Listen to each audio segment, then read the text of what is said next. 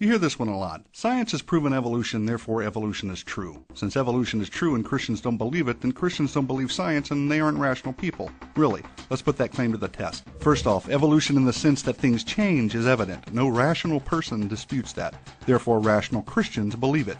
We can observe change, but evolution in the sense that life came from non-life and then that life began to randomly generate new genetic information and over time it eventually produced humans is something entirely different and something that quite honestly doesn't hold up against science. In other words, evolution in the sense of molecules to man is not scientifically plausible and therefore should not be viewed as scientific fact. Quite honestly, it is in great opposition to science, that is, observational science, the kind of science we can test and repeat and use our five senses to understand. Science demonstrates that over time, living organisms lose genetic information. They don't gain it. That same science demonstrates that life doesn't arise from non-life. Follow along if you would. Fact 1. There is no known observable process by which new genetic information can be added to an organism's genetic code. None. That pretty much refutes evolution right away because there's no way to go from a fish to an amphibian without adding new information, right? If living organisms cannot produce new genetic information, how can anything gradually change into something of higher intelligence or form or complexity?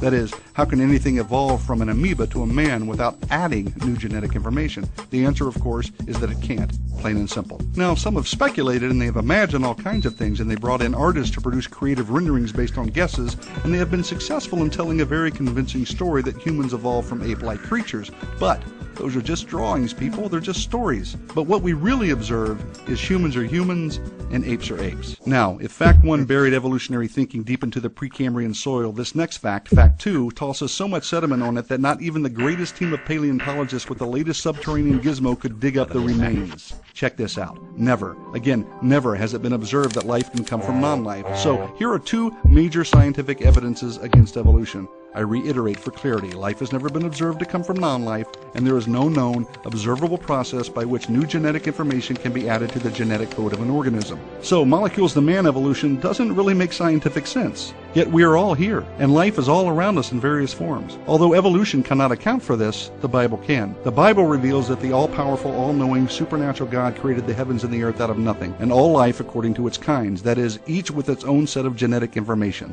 So, again, what the Bible reveals makes sense of what we see and understand. Evolution does not. Enough said.